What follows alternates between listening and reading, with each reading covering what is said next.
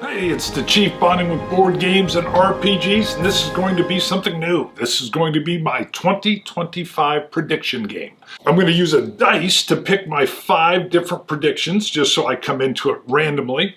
I do want to mention, I recently was reading about James Bond 007. I loved victory games back in the 80s, and as I read some things about the RPG, I was like, I've got to get this, and I picked it up. Don't know when, if I'll play it, but I was excited by it. I'm also sampling some different whiskeys. Some of you know I've got a whiskey channel, Scotch Test Dummies, Compass Box, Iron Root, Hubris, which is in Texas, Root, which is in India, and Booker's, which is Kentucky.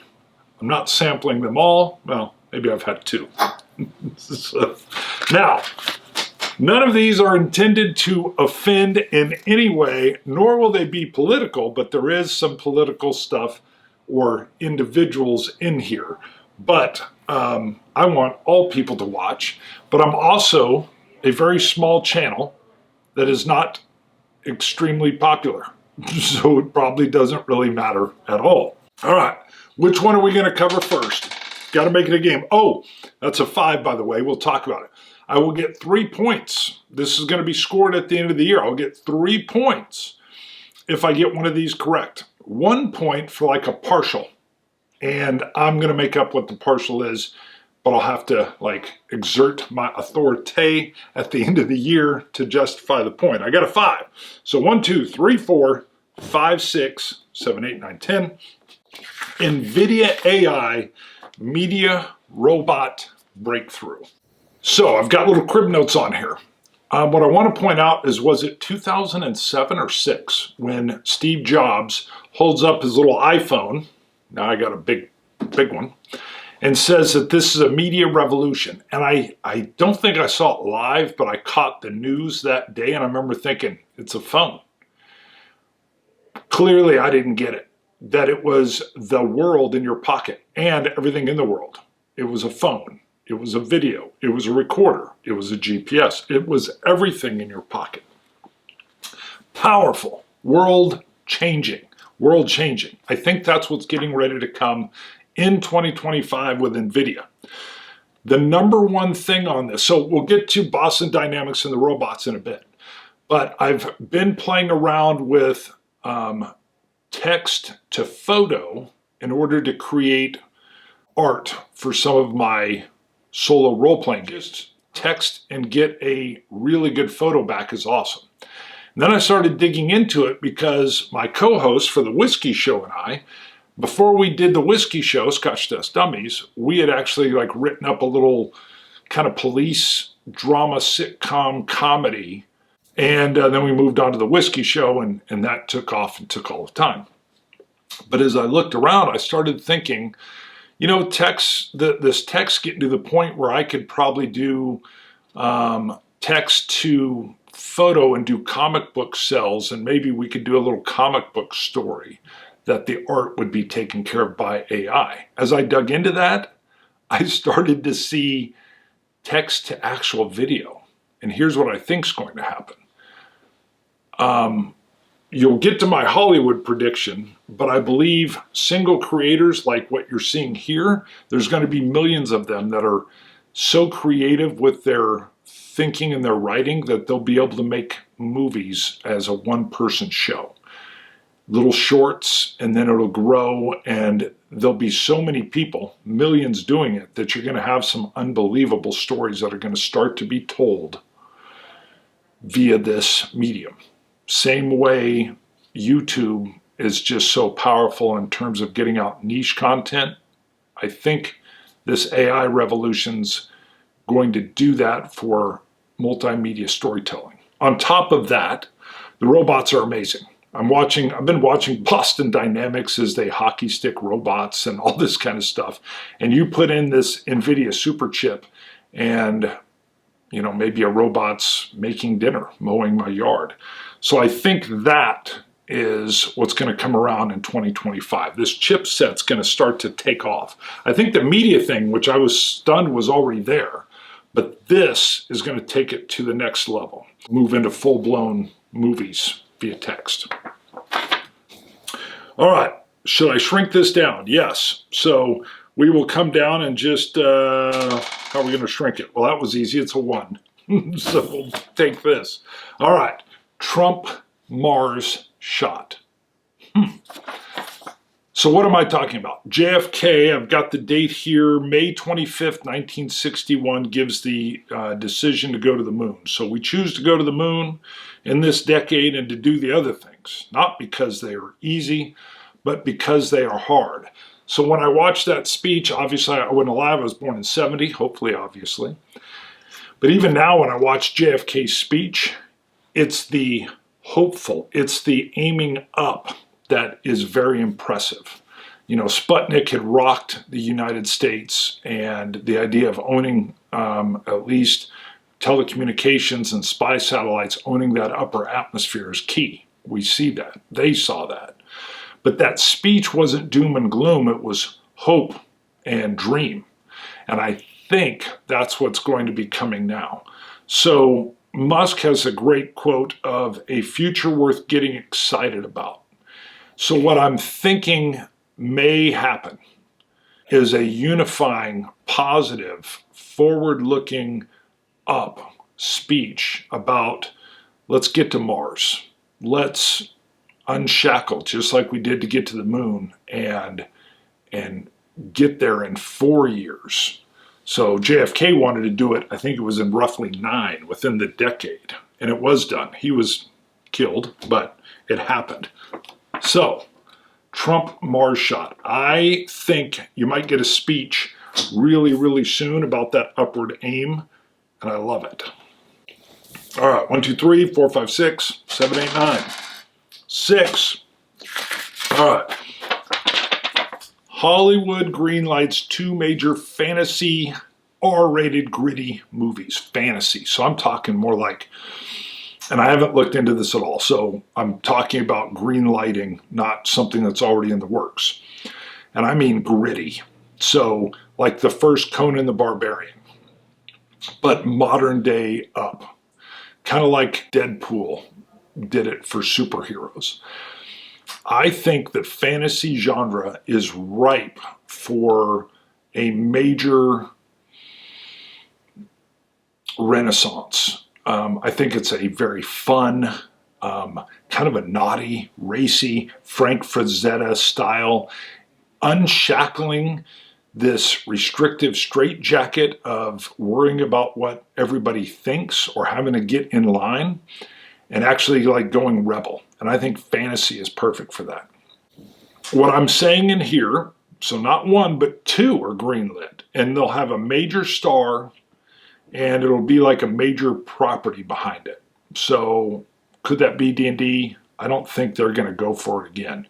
So that's why I think it's got to be something more like out of the history books. You know, is it a Conan?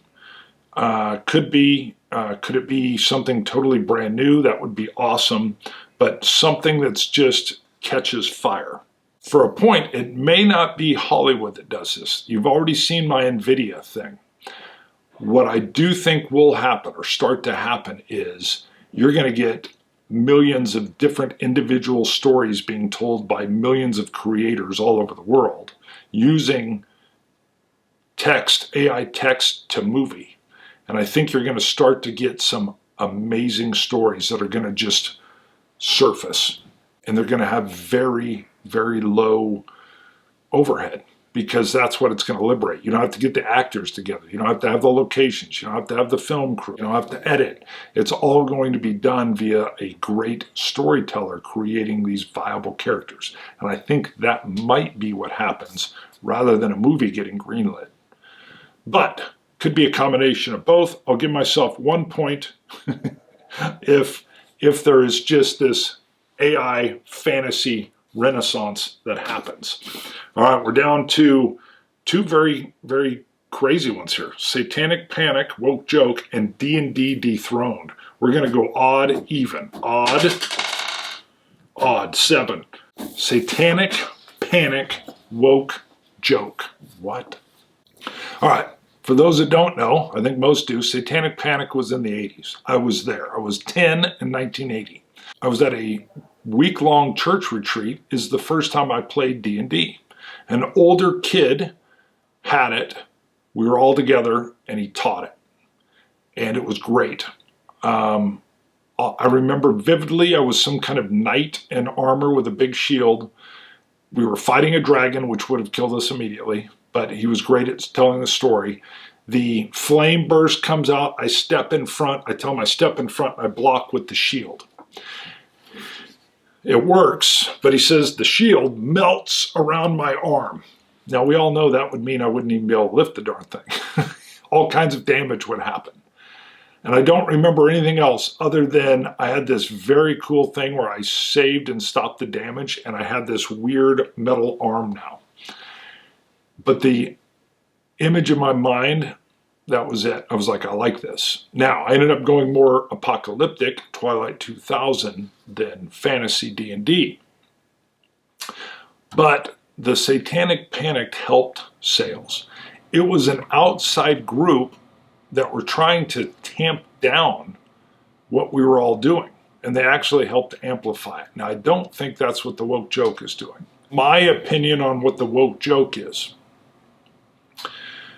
I've seen, it was Watsy that was talking about it in a video, that what people want to do when they play D&D role-playing is, they said you want to see yourself in the game.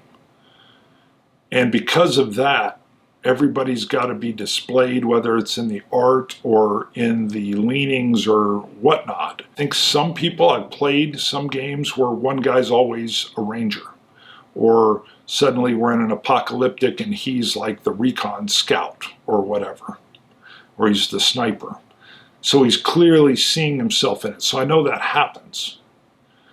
But myself, my son, a lot of people I play with, what they're experiencing is dropping into this role-playing fantasy world or whatever world you're in, and playing a completely unique and different character. I play different characters all the time. So, and even back in the day, some of the old zines, you had folks that would talk about if you play someone that's you're not playing your sex, or you're playing someone of a different race or whatever.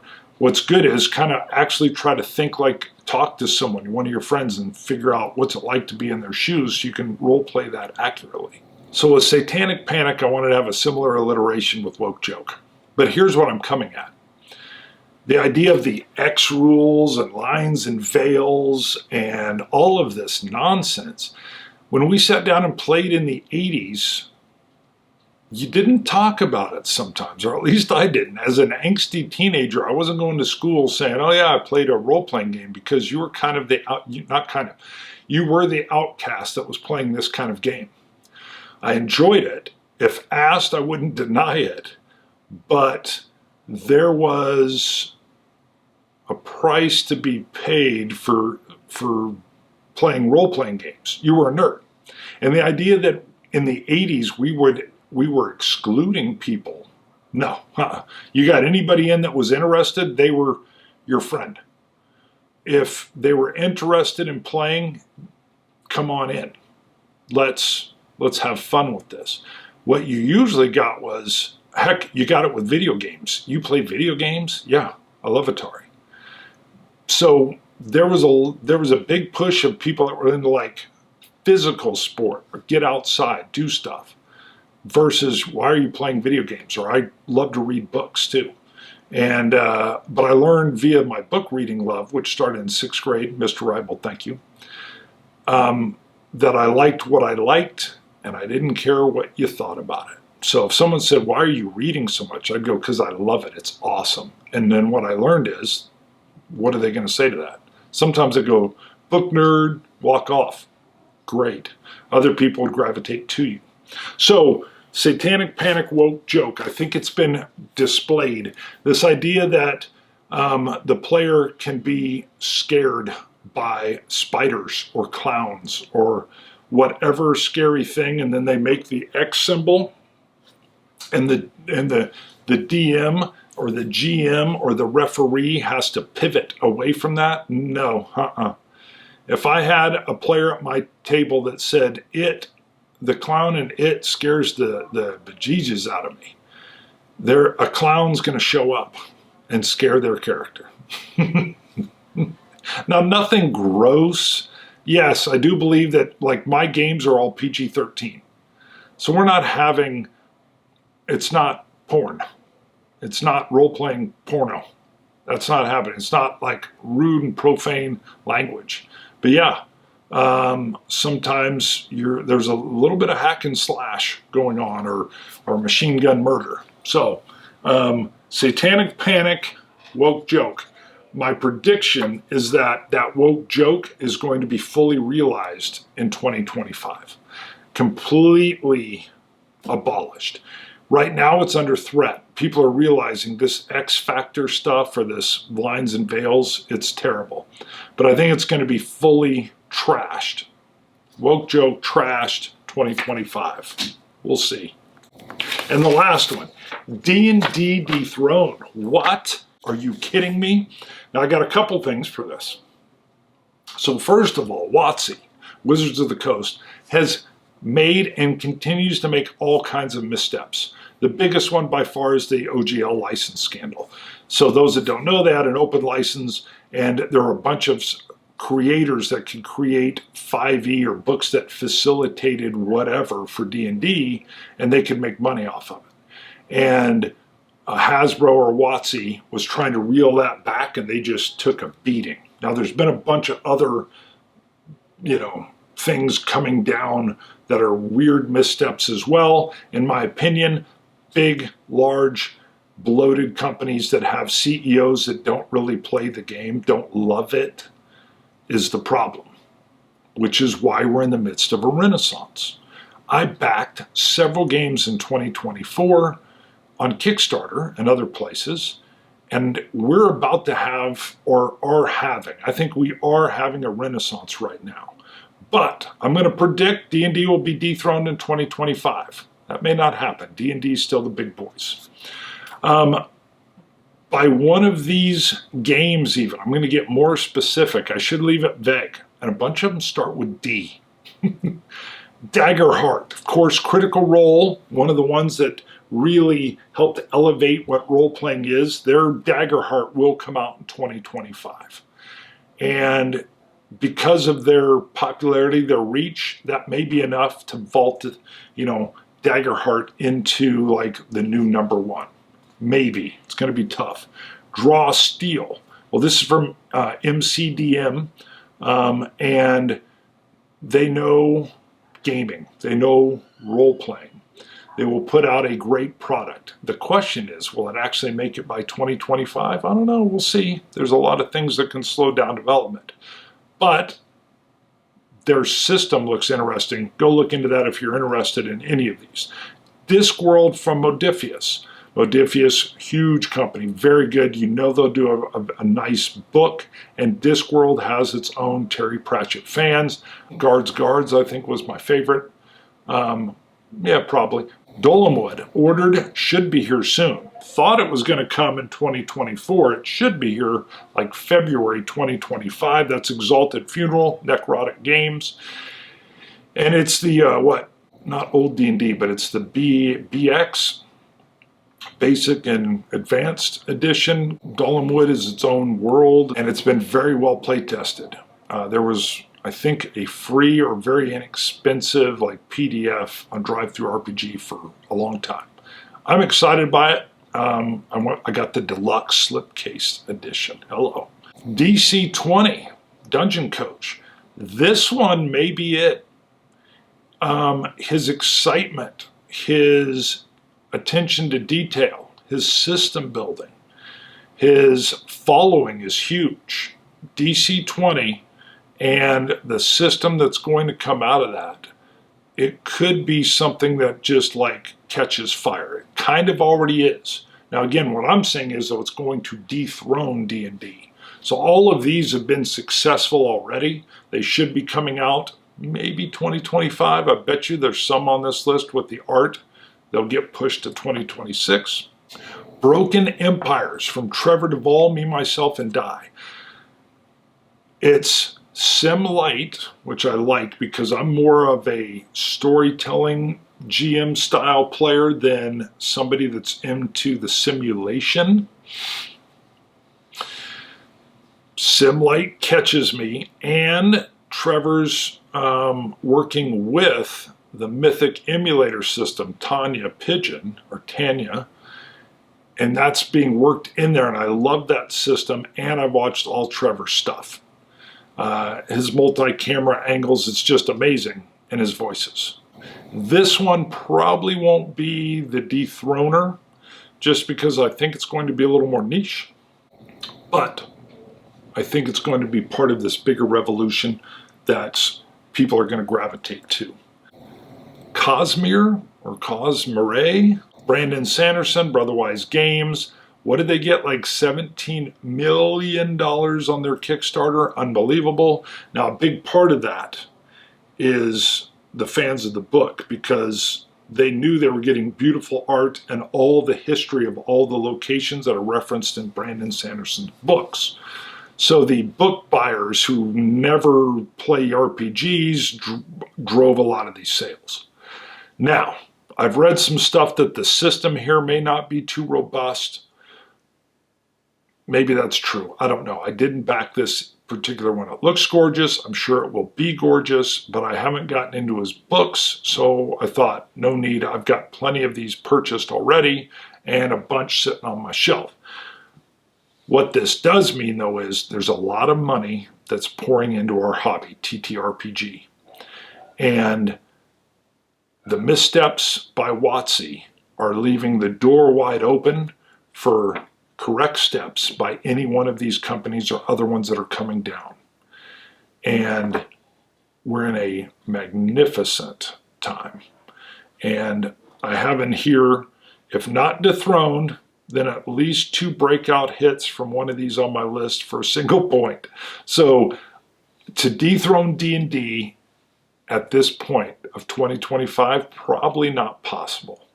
But I think you could have in this list I just gave you challengers that might do it. I think D&D could continue to implode, and then out of the ashes rises one of these that will take off. And I think it's going to be in conjunction with what I believe is kind of everything on here, that there's going to be fantasy multimedia stuff hitting all over the place, and people are going to want to role play in these worlds. And I think there's going to be just a lot of creativity unleashed everywhere overall. I think people are tired of the straitjacket. Again, that's tied into what I call the woke joke. I think the idea that you need to act a certain way or fall in line, and if you don't, then you're part of the problem. I don't find that very helpful. To be challenged to have the tools, much like the creation I think that's going to come from this AI revolution, is going to allow very creative content to bubble to the top. And those people that can do it will have wild success, and we'll all be better for it. And hopefully we'll be on Mars by 2028. We'll see. Chief, bonding with board games and RPGs. Wild predictions, baby. Wild, wild predictions. See ya. Bye.